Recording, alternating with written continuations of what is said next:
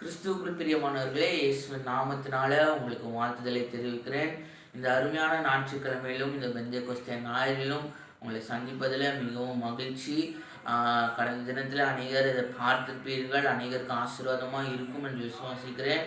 இந்த நாளிலும் என்னோடு கூட சேர்ந்து ஆராதனையில் கலந்து கொள்வோம். கொஞ்ச நேரம் நம்ம துதிப்போம். கர்த்தரிடத்தில் மகிமையும் கிருபையும் பெற்றுக்கொள்ளும்படியாய் நம்முடைய கரங்களை உயர்த்தி கர்த்தரை நோக்கி ஸ்தோத்திரங்களை ஏறிடுவோம். அல்லேலூயா. உம்மை துதிக்கிறோம் ராஜா. சேனைகளின் தேவனே, உம்மை நன்றியோடு கூட ஸ்தோத்தரிக்கிறோம்.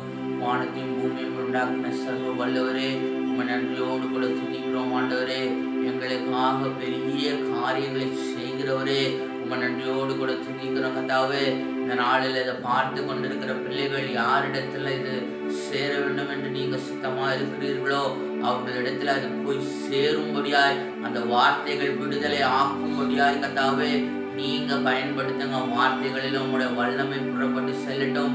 வார்த்தைகளில பிரசன்னத்துகளில் எல்லாவற்றிலும் பரிசுத்தாவினுடைய வல்லமை கிருபை ஆண்டவரே அது முன்னேறி செல்லட்டும். ஆண்டவரே, உம்மை நன்றியோடு கூட துதிக்கிறோம்.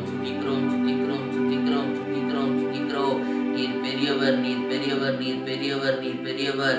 சதா காலங்களிலும் இருக்கிறவராகவே இருக்கிற தேவன் நீர் பெரியவர். ஆண்டவரே, உம்மை நோக்கி பார்க்கிறோம். கர்த்தாவே, ஆண்டவரே நீர் கிருபையும் இரக்கம் உள்ளவர். ஆண்டவரே, நன்றியோடு கூட துதிக்கிறோம் ராஜா. ஆண்டவரே, நம்முடைய கரங்களை நீங்க பார்த்து கொண்டு இருக்கும் பொழுதே உங்களுடைய கரங்களை உயர்த்தி கர்த்தருக்கு நேராக ஒரு கரத்தை உங்களுடைய இதயத்துல வைத்து ஒரு வார்த்தையோடு கூட அறிக்கை செய்து ஒரு பாடலை பாடுவோம். கர்த்தரை நம்பி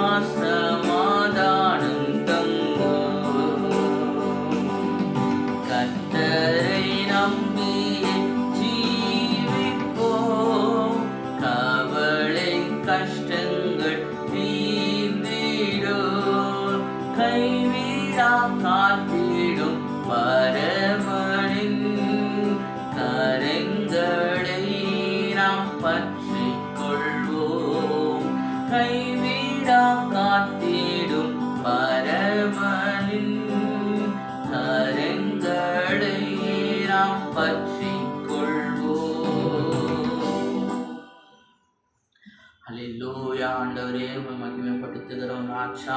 நீர் பெரியவர். நீர் சதா காலங்களிலும் இருக்கிறவராகவே இருக்கிற தேவன். ஆண்டவரே, இந்த உலக வாழ்க்கையில நாங்கள் உம்மை நம்பி சார்ந்து வாழ்கிறோம். ஆண்டவரே, நாங்கள் உம்மை நம்பி விசுவாசத்தோடு கூட ஒவ்வொரு நாளையும் நடத்தி கொண்டிருக்கிறோம். கர்த்தாவே, இந்த நாளில் நம்மளிடத்துல நம்ம சுவாசிக்கிறோம் என்றால் அது நிச்சயமாகவே அதோட கர்த்தருடைய கிருபை மாத்திரமே. அது நீங்கள் கர்த்தரை நம்பி இருப்பதனால மாத்திரமே. எத்தனை வெள்ளங்கள் சிங்கங்கள் போல சத்ரு வந்தாலோ, எத்தனை போராட்டங்கள் நம்மை நெருக்க சூழ்ந்தாலோ, எத்தனை பிரச்சனைகள் நம்மளை மூழ்கி தள்ளி எல்லாவற்றிலும் நம்ம கதை முடிந்தது என்று நினைத்து போனாலோ, ஆனால் கர்த்தர் மேல வைத்திருக்கிற ஒரு நம்பிக்கை, கர்த்தர் மேல வார்த்தையின் மேல வைத்திருக்கிற ஒரு விசுவாசம் நம்மளை எழுப்பி நின்று நம்மளை நடத்தி கொண்டிருக்கிறதா இருக்கிறது. பிரியமானவர்களே, நீங்கள் அதனை கர்த்தரை பெற்ற நீங்கள் பாக்கியம் உள்ளவர்கள். கர்த்தரை பெற்ற நாம் பாக்கியம் உள்ள ஜனம், கர்த்தரை தெய்வமாய் கொண்ட ஜனம் பாக்கியம் உள்ளது என்று எழுதப்பட்டிருக்கிறது. இந்த நாளில, இந்த ஒரு பரிசுத்த ஞாயிற்றுக்கிழமை நாளில கர்த்தருடைய மகிமை பிரசனம் இதை பார்த்து கொண்டு இருக்கிற ஒவ்வொருத்தருடைய இல்லத்திலும் சிந்தனையிலும் ஆவி ஆத்ம சரீரத்திலும் அது நிரப்பி பலப்படுத்தும்படியாக செபிக்கிறோம். ஆண்டவரே, இயேசுவின் மூலமாய் கேட்கிறோம் எங்கள் பிதாவே, ஆமென். அன்பான தேவ பிள்ளைகளே, இந்த நாளிலும் கர்த்தருடைய வார்த்தைக்கு நேராக உங்களிடத்துல கர்த்தருடைய வார்த்தையை நான் பேச விரும்புகிறேன். அது அநேகருக்கு ஆதாயமாக இருக்கும் என்று நான் விசுவாசிக்கிறேன். நீங்கள் உங்கள் இடத்துல நீங்கள் உங்கள் வேதாகமத்தை எடுத்துக்கொள்ளுங்கள். கர்த்தர் நமக்கு இந்த நாளில் கொடுத்த ஒரு வார்த்தை எடுத்துக்கொள்வோம். அப்போஸ்தலர் நடவடிக்கைகள் 1வது அதிகாரம் 8வது வசனத்தை நாம் தியானித்து வாசிப்போம்.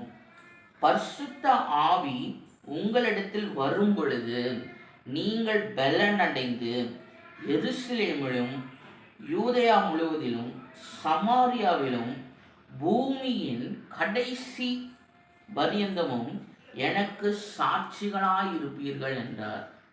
அன்பான தேவச்சனமே, இந்த பெந்தேகொஸ்தே ஞாயிறுவை குறித்து அநேகருக்கு தெரிந்திருக்கும். இந்த நாளில் அப்போஸ்தலர்கள் மேலே கர்த்தருடைய பரிசுத்த ஆவியானவர் இறங்கி அந்நிய பாஷைகளையும் அபிஷேகத்தின் அடையாளங்களையும் வரங்களையும் குறித்த நாளாய் இது அனுசரிக்கப்படுகிறது.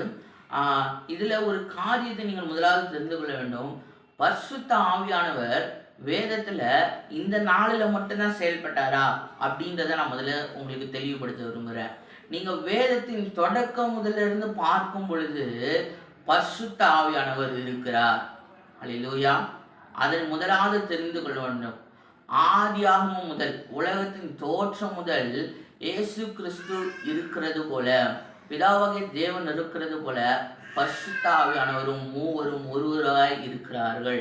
அந்த சத்தியத்தை முதலாவது நீங்கள் விசுவாசிக்க வேண்டும். அதனை நன்றாக புரிந்து கொள்ள வேண்டும்.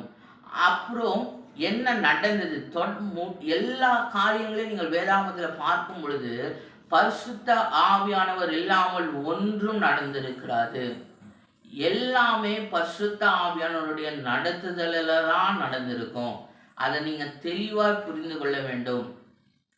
பாருங்க, இந்த நாளில் மாத்திரம்தான் இறங்கினாரு அப்படின்றது இல்லை. தொடக்கம் முதல், ஆதியிலிருந்து, உலகம் தோற்றம் முதலே பரிசுத்த ஆவியானவர் இருக்கிறார். அவர் செயல்பட்டு கொண்டிருக்கிறார். அவர் நம்மோடு கூட இடைப்பட்டு கொண்டிருக்கிறார். இந்த காரியங்களை நீங்கள் முதலாவது தெளிவாய் புரிந்து கொள்ள வேண்டும்.